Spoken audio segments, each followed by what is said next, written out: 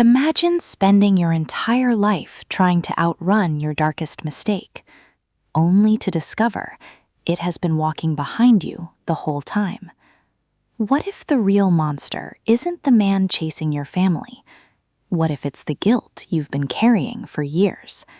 That's the terrifying question at the heart of Cape Fear 2026. After 9 episodes of psychological warfare, manipulation, betrayal, and violence, episode 10 brings every secret into the open. But instead of offering easy answers, it asks an even darker question. Can anyone truly escape the consequences of their past? Today, we're diving deep into the finale. Not just what happens, but why it happens. We'll unpack the characters, the symbolism, and the hidden meanings that make this ending so unsettling. From the very beginning, Cape Fear was never simply about one dangerous criminal hunting a family. On the surface, that's exactly what it looks like. A convicted man returns, a successful attorney becomes his target. Fear slowly consumes an entire household. But underneath that familiar thriller setup lies something much darker. The series constantly asks whether justice and revenge are really opposites, or simply two sides of the same coin. And episode 10 pushes that idea further than ever. By the time we reach the finale, every member of the family has changed. Trust has collapsed, relationships have fractured. Decisions that once seemed impossible now feel inevitable. The emotional damage is just as important as the physical danger. That's what separates Cape Fear from a simple home invasion thriller. The greatest battle isn't just happening outside the house, it's happening inside the minds of the people trapped in it. One of the smartest ideas in this adaptation is how fear spreads. At first, fear belongs to one person, then another. Soon, every conversation is filled with suspicion. Every silence feels threatening. Every familiar place becomes uncomfortable.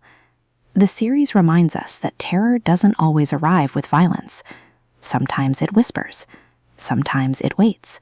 Sometimes it simply convinces you that no one, not even your own family, can be trusted anymore. And that's exactly what makes Cady so dangerous. Whether you see him as a criminal, a manipulator, or the embodiment of guilt, he understands one thing better than anyone else. People destroy themselves far more effectively than any outsider ever could. Rather than relying only on physical intimidation, he constantly exposes emotional weaknesses. He forces everyone around him to confront the lies they've been telling themselves. That's why every encounter feels less like a fight and more like an interrogation. Episode 10 doesn't suddenly transform the story into nonstop action. Instead, it slows down at crucial moments. Why? Because the finale isn't interested only in who survives. It's interested in who these people have become. The parents are forced to question every decision they've made. The younger members of the family have lost the innocence they started with. Even ordinary conversations now carry enormous emotional weight. This is what makes the ending feel so tense. Nobody is entering the final confrontation as the same person we met in episode 1. Everyone has been reshaped by fear. As the finale builds towards its climax, one question hangs over every scene. Can justice erase guilt? Or does guilt survive long after justice has been served? That question has haunted every version of Cape Fear, from John D. MacDonald's original novel to the 1962 film and Martin Scorsese's unforgettable 1991 adaptation. But this series approaches it through a modern lens, asking whether people can ever truly escape the consequences of choices made years earlier. And as the final chapter unfolds, the answer becomes increasingly uncomfortable. Because sometimes the greatest prison isn't built from concrete walls. It's built inside your own mind. Everything has been leading to this moment. Every lie, every confrontation, every secret. But what happens next changes everything. Because the final showdown isn't simply about stopping a dangerous man. It's about confronting the truth that everyone has been trying to avoid. And once that truth comes into the light, there's no turning back. Up until now, it may have seemed like this story was building toward a battle between one family and one dangerous man. But that's only half the picture. Because by the time episode 10 reaches its emotional core, the greatest enemy isn't standing outside the front door. It's already inside. inside the family, inside their relationships, inside their own minds. And that's exactly what makes the finale so fascinating. One of the biggest ideas throughout Cape Fear is that fear doesn't simply make people panic. It changes the way they think. It changes what they believe. And eventually, it changes who they become. Think about it for a moment. People who once trusted each other begin questioning every conversation. Simple disagreements become accusations. Silence suddenly feels suspicious. Every decision carries enormous weight because nobody knows whether they're making the right choice or walking straight into another trap. That's psychological horror at its best, not because something terrifying jumps out of the shadows, but because ordinary life slowly stops feeling ordinary. This is where Max Cady becomes more than just another thriller villain. Whether you see him as a calculating manipulator, an agent of revenge, or a symbol of buried guilt, his greatest weapon isn't physical strength, it's understanding people. He doesn't simply threaten lives, he studies weaknesses. He recognizes where relationships are already fractured and quietly applies pressure until those cracks become impossible to ignore.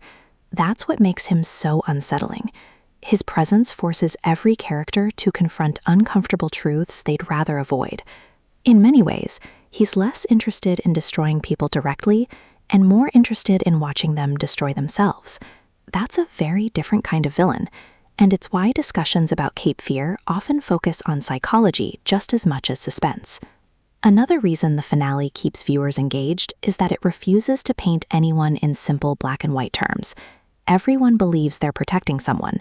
Everyone believes they're making the necessary choice. But good intentions don't always lead to good outcomes. That's one of the central messages of the entire series. Fear can convince decent people to make terrible decisions, and once those decisions are made, there's no easy way back. Episode 10 keeps asking an uncomfortable question. How far would you go to protect your family?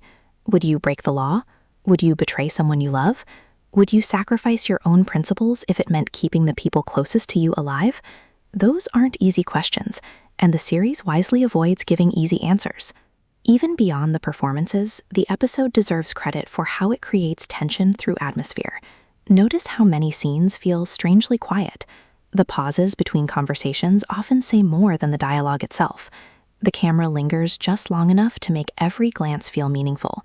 Dark interiors, isolated spaces, and carefully framed shots all reinforce the feeling that the characters are trapped, not just physically, but emotionally. It's a reminder that suspense isn't always created through action.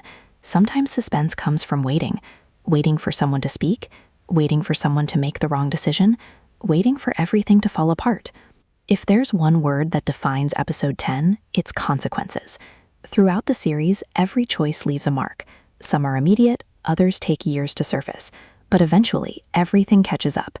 That's why the finale feels less like the start of one last fight, and more like the inevitable result of everything that came before. Nothing appears out of nowhere. The emotional payoff comes from watching earlier decisions finally demand a price, and that's what gives the ending its weight. Not simply who wins, but what winning actually costs. At this point, every emotional thread is pulling in the same direction. The pressure has become unbearable. The secrets can no longer stay hidden, and every character is about to discover that the hardest battle isn't surviving the nightmare. It's living with what the nightmare reveals. But what happens next changes everything, because the final act doesn't simply deliver answers. It forces every character and every viewer to confront the true meaning of justice, revenge, and redemption. And that's where the biggest twists begin. But just when it seems the story is heading toward a simple showdown, the series reminds us that this has never been just about survival. It's about consequences. Throughout the season, every character is forced to confront the choices they've been avoiding. The finale asks whether revenge can truly bring peace, or whether it only creates another cycle of fear. One of the episode's greatest strengths is how it blurs the line between justice and vengeance. No one walks away emotionally unchanged, and every decision carries a cost. Visually, the finale reinforces this idea with dark lighting, uneasy silence, and tense close-ups that keep the audience on edge. Rather than relying only on action, it lets atmosphere do much of the storytelling. Whether you loved the ending or found it divisive, one thing is undeniable. It leaves viewers thinking long after the credits roll. The ending of Cape Fear 2026 isn't simply about who wins or loses. Instead, it asks a much bigger question. Can people ever escape the consequences of their past?